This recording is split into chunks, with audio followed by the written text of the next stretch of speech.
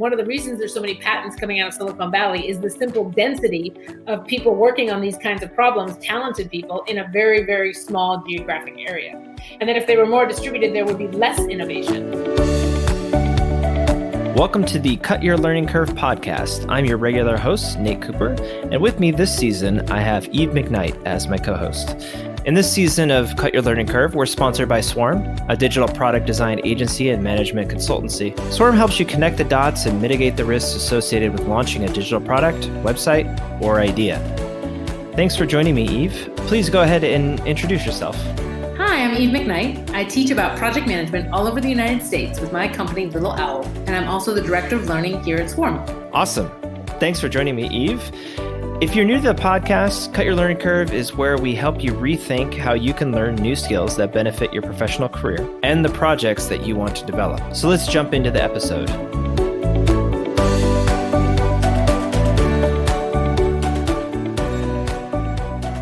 Yeah, so Eve is here to keep talking about all of these topics that are related to, the transformation that's happening, many different transformations that are happening in our society and culture. And if you didn't listen to the last episode, Eve and I met because we actually teach at the same school and we have a lot of similar interests in terms of the future of work and education.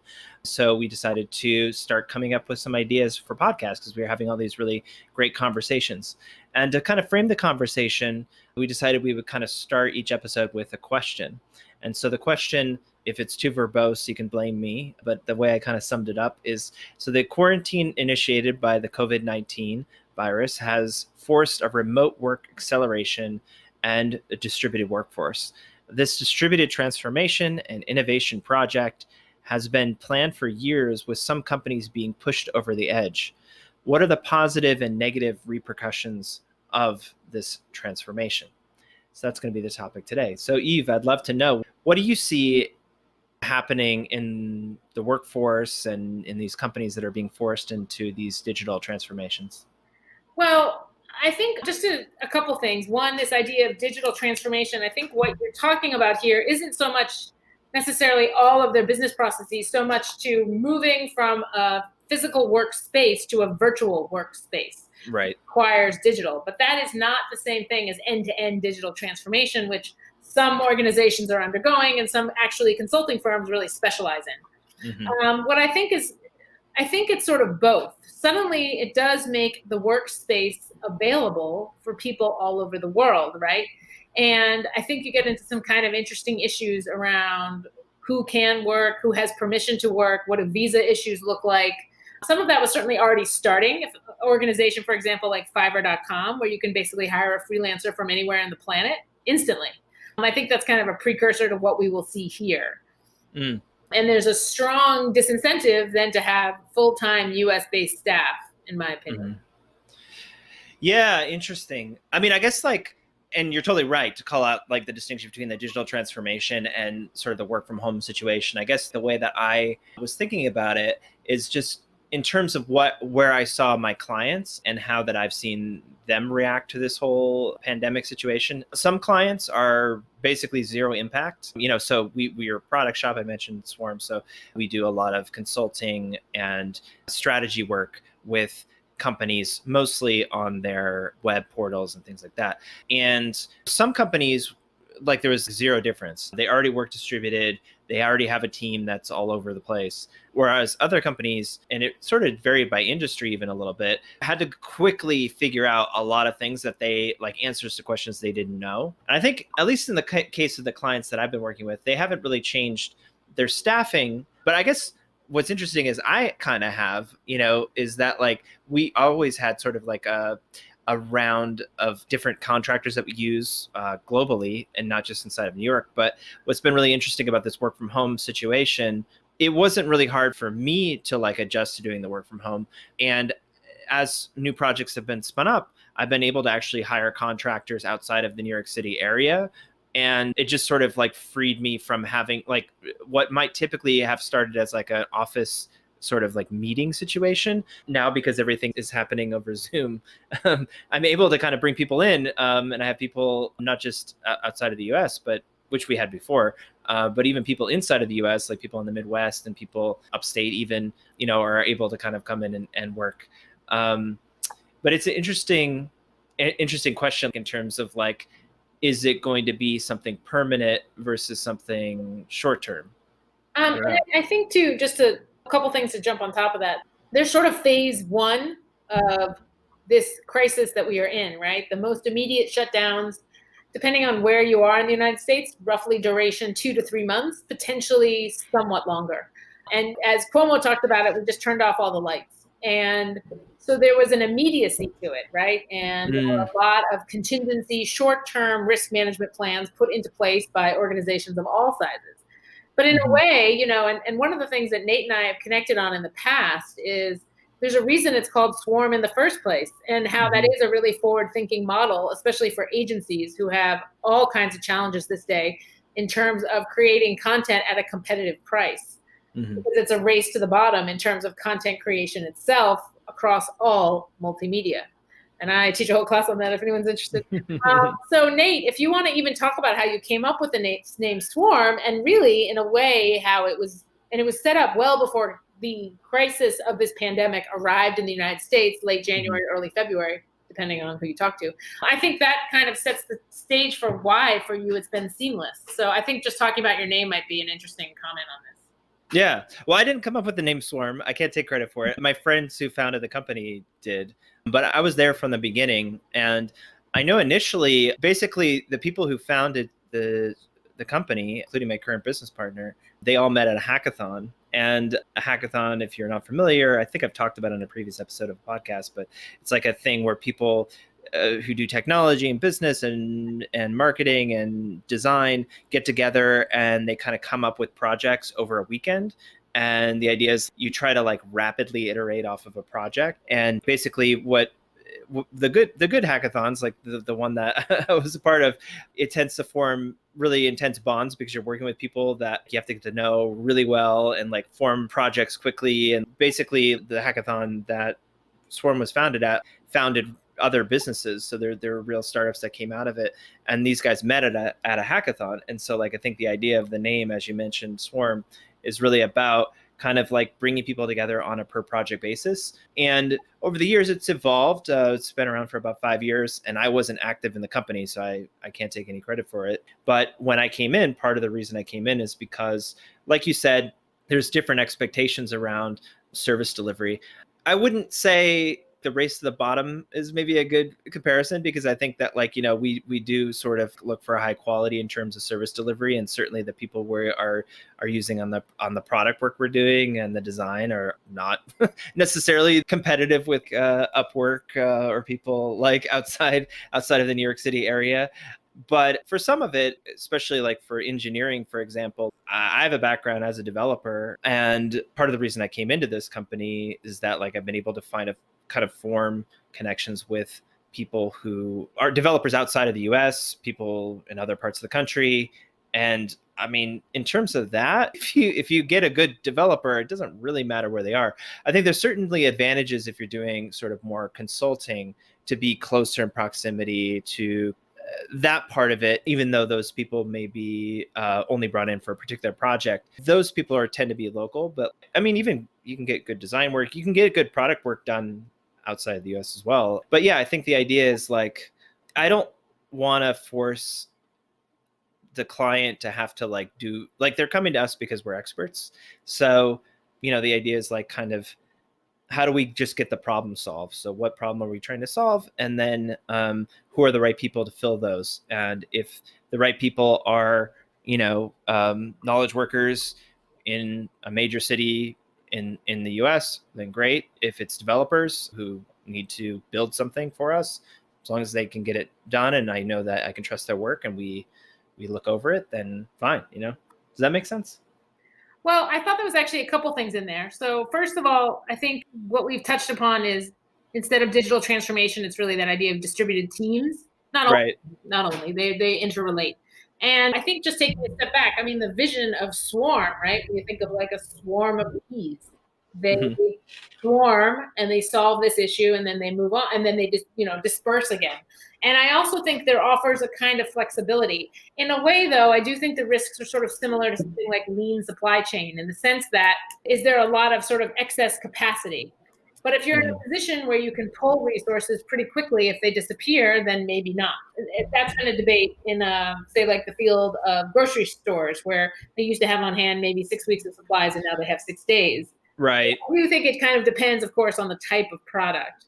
And then the other interesting thing, and I mean, I think also certainly what distributed teams offer is opportunity to people in all over the world, in addition to the US. And that too, I think what ends up happening, especially if you have these distributed teams elsewhere in the US, elsewhere in the world, is if you're in a very high cost market, high cost real estate, housing expenses, living expenses, suddenly you're going to be just dramatically less competitive than somebody living somewhere where rent for a 3 bedroom apartment is $500 a month. It just becomes a very different, I think, set of choices. And then the second thing I would say that I think, and I don't see how it can't drive down wages over time if this is sort of where we end up without some government intervention, honestly. In addition to that, what I think is interesting in the original framing question is you were talking about it as an innovation project. And so Mhm. I teach another kind of fun class out here in Brooklyn where I talk about history of coffee houses. And what that class is really about, not just like awesome fancy coffee, is this Mhm. idea that where does innovation as a sense of creativity and sparking new ideas, where does that really come from? And it pulls on some ideas. We talked about it, the guy's name I'm forgetting, but that these ideas can often come from a series of people sharing ideas. So there's a whole school of thought that one of the reasons there's so many patents coming out of Silicon Valley is the simple density of people working on these kinds of problems, talented people in a very, very small geographic area. And that if they were more distributed, there would be less innovation. I think that's kind of an interesting discussion. When they look at Mhm. venture capital funding as it occurs today, something like 80% goes to 5 zip codes.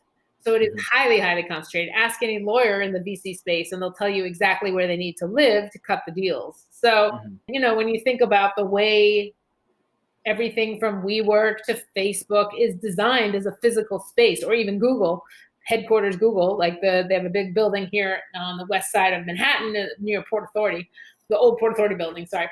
So, a lot of that's about this like serendipitous interactions between very, very talented people, or just Mhm. people really. And I think what's a potential downside of all of this is then do we lose that spark of innovation that happened from sort of chance encounters Mhm. as a counterpoint?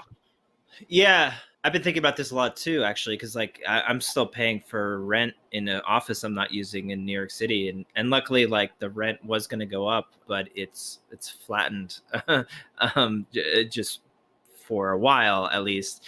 But the yeah, I've heard stories. Like I know several people who are not going to go back to the office, even if it's safe, until the next year at the earliest. And then I heard a story last week about how there's one company in the finance sector that like has like 200, 300 people in Manhattan, and they are permanently going remote. And there's only going to be 50 people. And this is like a well-known like financial institution. I don't know whether it was told to me in confidence or not, but it's they're only gonna have 50 people, I guess, in the building, and then everybody else is gonna be distributed, and that's gonna be a permanent change. There's kind of a couple things in there, right? Because like even though the digital transformation or this kind of idea of like you can do distributed work was happening regardless of the quarantine, but the quarantine introduces all these additional things on top of it in terms of layers. But it's funny you said that wages go down. I mean, I don't know if that's funny, but it's interesting that a point that you made, because what I found, at least in terms of hiring contractors, is that, and I've been a contractor. I've been a contractor longer than I've run an agency. And like, if you do go freelance, you can set your own rates. And I mean, if you market yourself well, like you should be building in your own overhead. I think there's definitely an argument to be had in terms of like, well, without having like a full-time job, you risk, losing insurance and benefits and things like that. But I've actually, I would say like more often than not, people that I've wanted to offer salary type positions wanted to stay contractors because they want to have the freedom and flexibility to kind of do their own thing and not get too tied down to a particular job.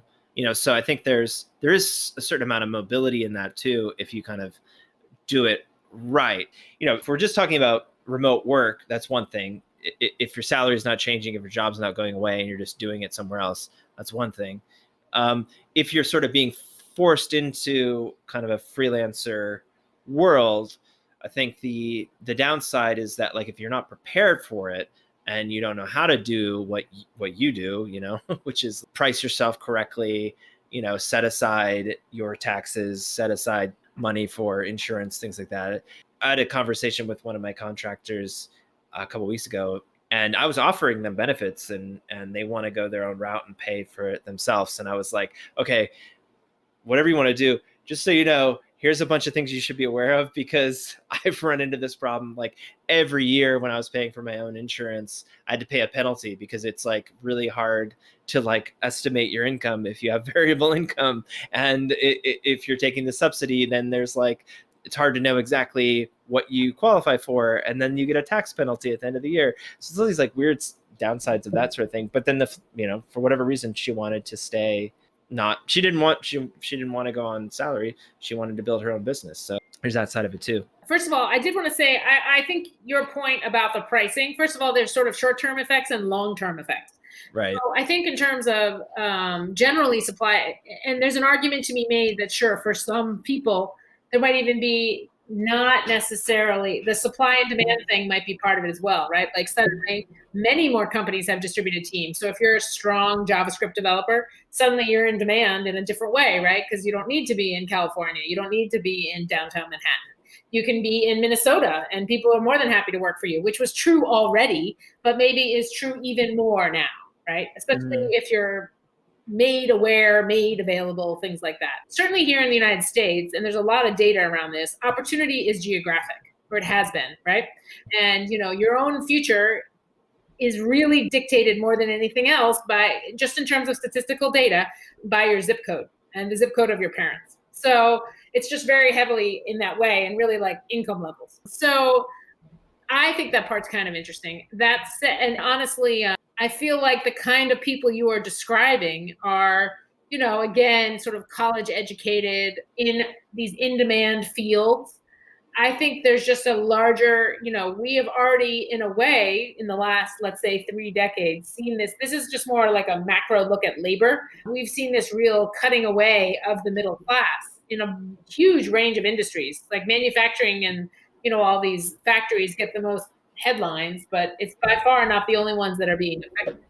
All of academia, all of journalism, and most of media and entertainment, except a few outliers like film, and it's just happening everywhere. The dismantling of unions everywhere. So I think certainly in this brave new world, if you can, just like, honestly, if you're a band today, if you can hustle and you can figure out your audience, there's a lot of money to be made for you and your 6 guys, but there isn't really a game plan if you get sick, or if your partner gets sick, or if your kids get really sick in this whole freelance model. And, sort of where a gig economy ends and freelance begins is also pretty gray. And so I think there's opportunity in both sides, but either way, irregardless of income, I think the idea of really stable jobs that have very little change to them, I think that will be going away. Yeah. More companies become distributed teams. Oh, totally. I think that's tough for some people. Oh, absolutely.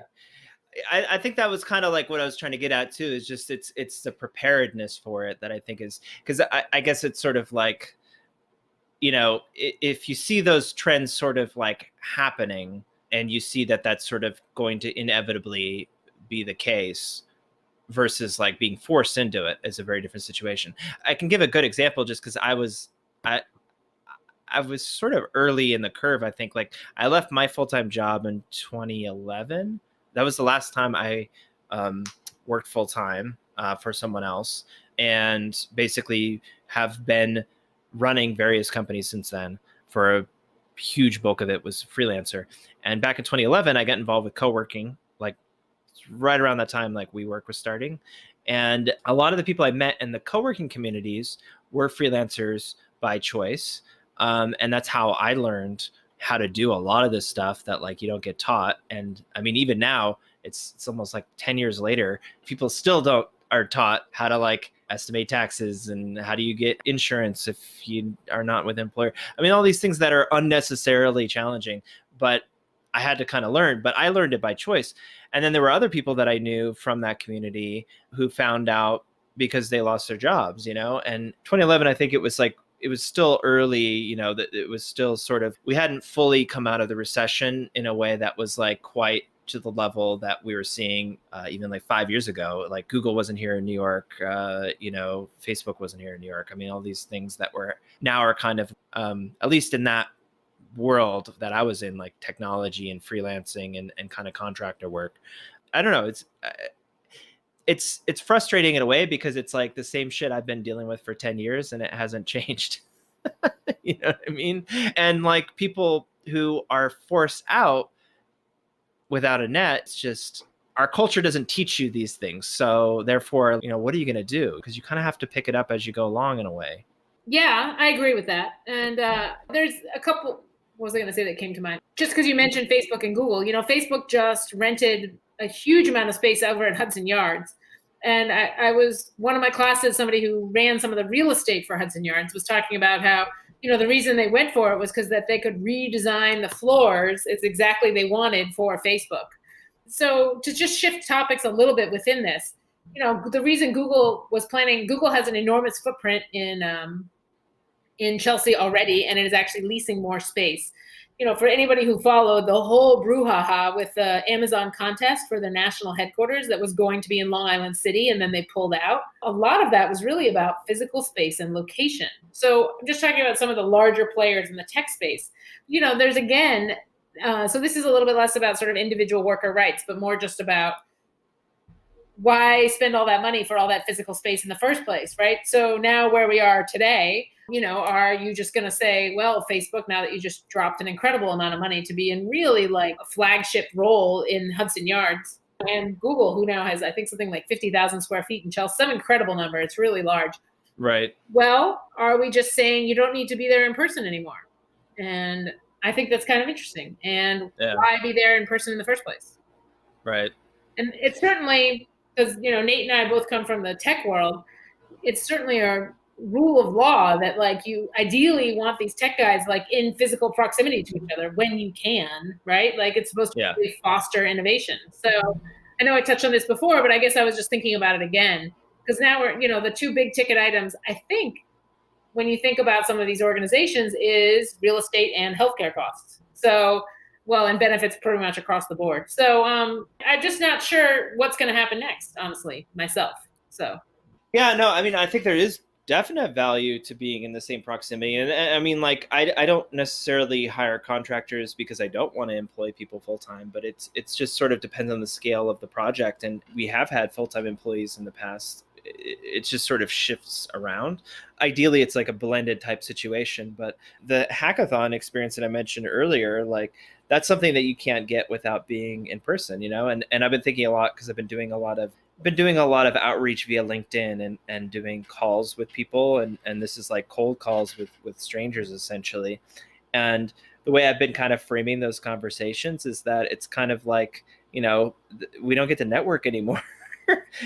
which is true, like a lot of these conversations have really just been, hey, let me get to know your business. And it works. It's okay. Actually, one of the conversations, kind of to go back to the original sort of topic of we're all having to shift to Zoom, we're all having to work remote. I had a really fascinating conversation with someone that I met via LinkedIn about how democratic sort of the communication flow has been since shifting to online. So this is a woman, and she was saying that basically oftentimes in meetings in person, there would be, the loudest person can kind of drown everybody out. But by the nature of us going into this online space, everybody is kind of given equal weight, and other voices in the room that normally might not, be as vocal or given as much room to talk are, that it's happening more. And that was her reflection. That was her opinion. And so it's interesting because I'm somebody who, I would guess like you, Eve, like I like teaching in the classroom. I think there's tons of value of like getting people together, and there's a serendipity. But I think there is like that other side of, I mean, it does open it up. Here we are in New York. Before, to take a class with you or me, you'd have to be in New York City, or at least within commute distance. and now it's like with things going more online, it does open up possibility that things aren't so siloed into these like particular regions of the world. You know what I mean? Even though the information still and the opportunity, I still think is pretty concentrated. And again, we're Yeah, only in the first true. couple of months, right? Because I totally agree with all the things you said, and I would. It's funny because I'll like take notes because you make different points. But also it was the other. I didn't really explain it before, but there is still, if we're talking specifically about tech, but also across many industries, there's still a lot of specific bias. And communities that may before not have had as much opportunity or access, whether in terms of gender or race or age or any of these things, they might really have new opportunities if suddenly, like Friedman talks about, the world is flat. So, Right.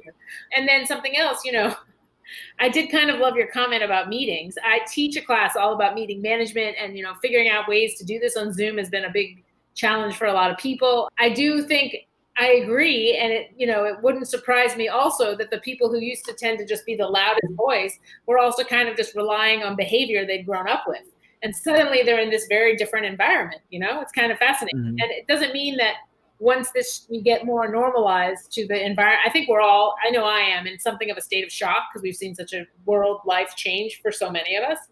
But that doesn't mean it might not rear its head at some other point. But I can see that what you're saying, and also like meetings as a tool for teams or people to work together, really rethinking the whole thing. How often we have them, do we need them, how we structure them, how people engage in them, the whole shebang.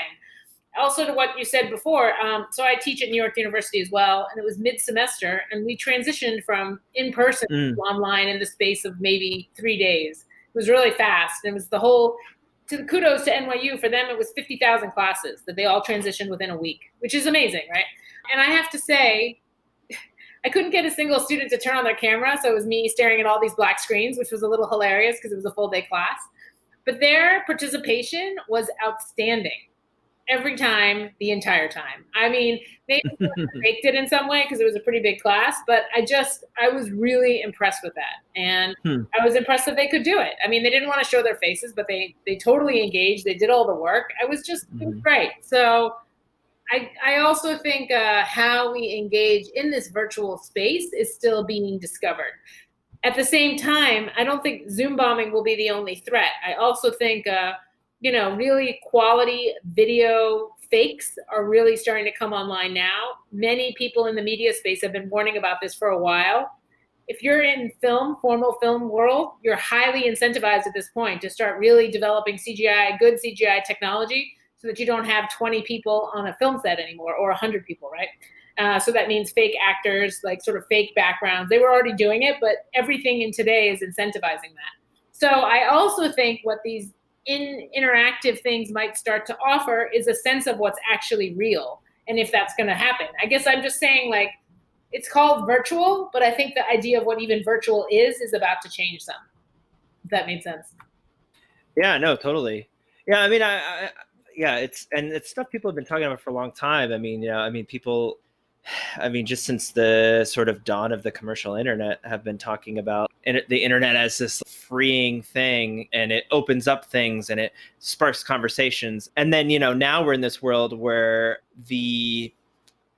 I think we feel the opposite. Is that like the internet is a bunch of people shouting at each other, and it's a place you go for arguments. It's a place you go for contention. There's a lot of disagreement. Yeah, exactly. I don't know if there's a way to kind of think both are true. You know what I mean? Like there are advantages and disadvantages to being online versus being in a classroom and a meeting room, like whatever. Um, I've thought about that a lot because I've worked remote for a decade now, and the differences between being audio only versus doing video plus audio versus being in person. There's some real challenges to that. I was going to say, because I know we're closing out on our time, I definitely think there is opportunity, and I think I maybe sold it short at the beginning.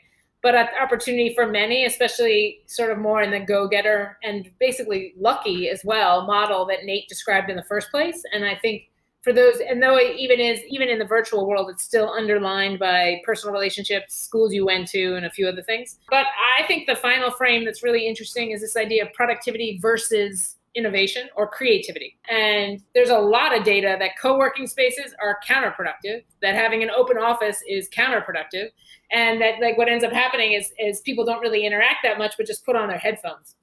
Whereas there's actually a healthy data set at this point that working from home, you actually get a fair bit done. You save time, you save money, you make your own lunch, you're on the subway for an hour. Again, if this lasts more than 1 to 2 quarters, the potential for real estate markets is pretty shocking. I just don't think anybody knows. But then if the other idea or the flip side of the coin, and maybe both can go together, I don't know. But the other question I would pose is, if the whole reason we have these huge, expensive, how many companies have moved their headquarters to Boston? GE moved to Boston.